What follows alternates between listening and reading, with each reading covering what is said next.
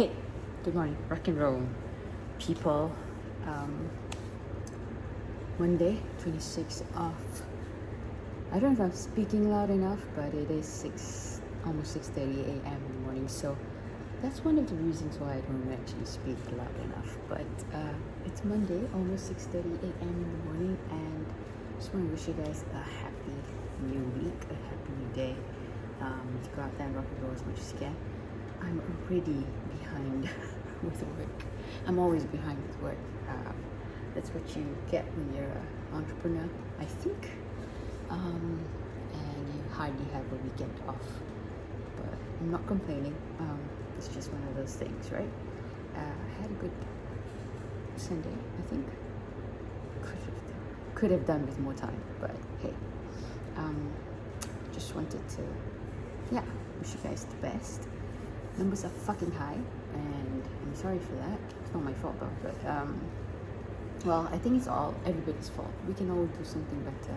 We can all remind people better. I was just watching this one episode of Blackish, my new favorite show, because there's a lot of stories and morals and lessons to be learned from that show. It's crazy, it's ridiculous, it's insane. The family is nuts, just the way I like them.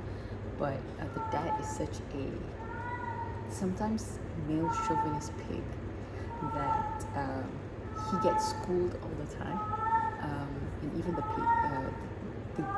his dad, played by Lawrence Fishburne, is also very much stereotypical ignorant male, and he encountered that.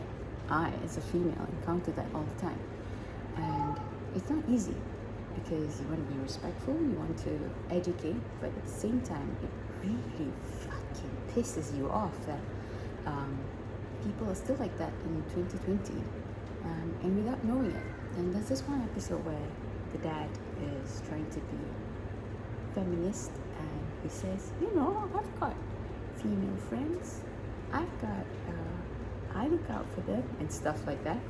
But what he fails to realize is that he's just doing the bare minimum, or he's just claiming that and putting that badge on that he's a feminist, but instead he isn't. He's not in with the times. Perhaps before you can say, I have female colleagues. I'm feminist. I have no problems working with them. Why do you even have to have a problem? They're female. They're human beings. There should not be a problem. You shouldn't even have to say that sentence. I have female colleagues. I have no problems working with them. Fuck off. It's the same thing when it comes to LGBTIQ, QA or something. I'm part of the community, but I can't remember the terms. But a lot of people tell me that, I'm cool with them. I don't judge. I have friends who are that way. I know what they're talking about. You don't. If you're not female, if you're not gay, you have not walked 1 second of this person's life. So you don't know what they've ever gone through. And this has come up in conversation during the weekend.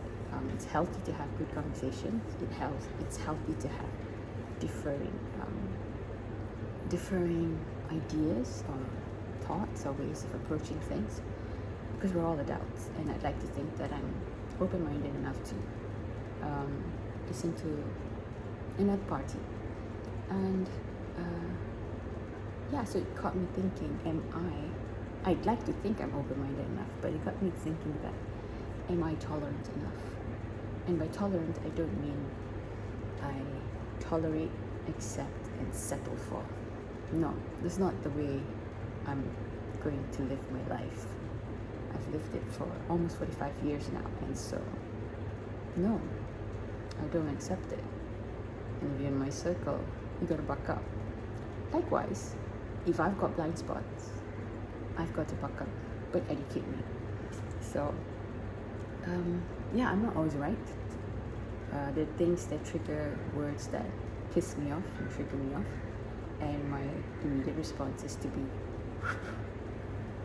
But I will come down, and I will have a calm, hopefully intellectual discourse about certain topics that matter, that mean a lot to me, or I guard with my life.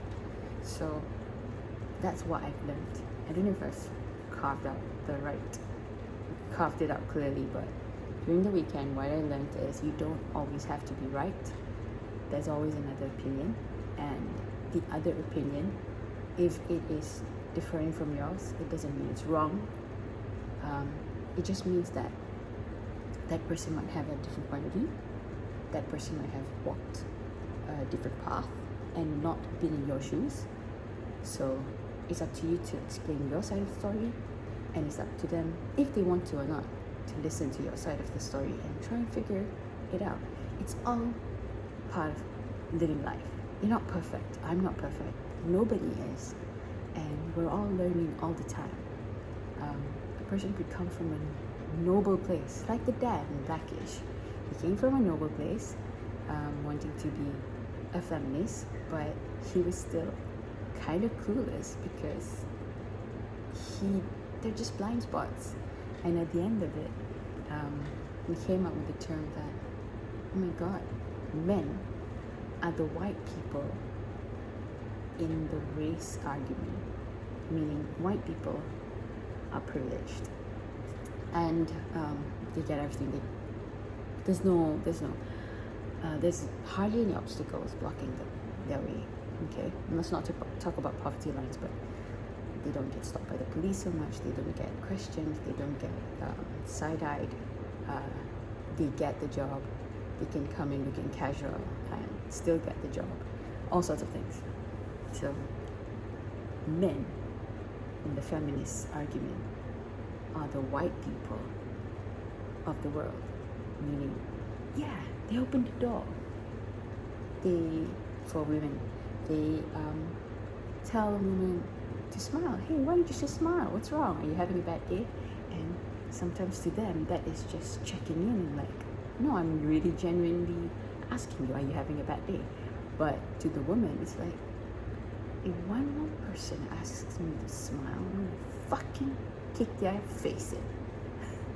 Yeah, I'm kind of violent. But do you see what I mean? Men seem to be the white people in the feminist argument. So it doesn't mean that they want to be. They didn't know they were. They didn't realize this.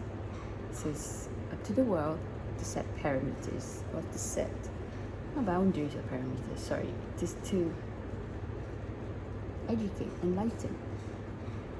And educate sounds like a heavy-handed word. I'd say enlighten, or show that person the other side of the story. Show the person their blind spot. Blind spot's better. So yeah, that's what I learned. We all have blind spots. I have blind spots. I have immediately words that immediately trigger me, and we're not perfect. So be aware of your blind spots. Be aware of your ego, my ego, and try to listen to things from the other side. Oh my God, this has been an 8-minute video. Shouldn't be this long, but hey, I hope you guys have a good week. This is me, Viv. I'll see you guys in a couple of days. Take care, stay safe, mask up, keep a distance, but stay connected. Bye.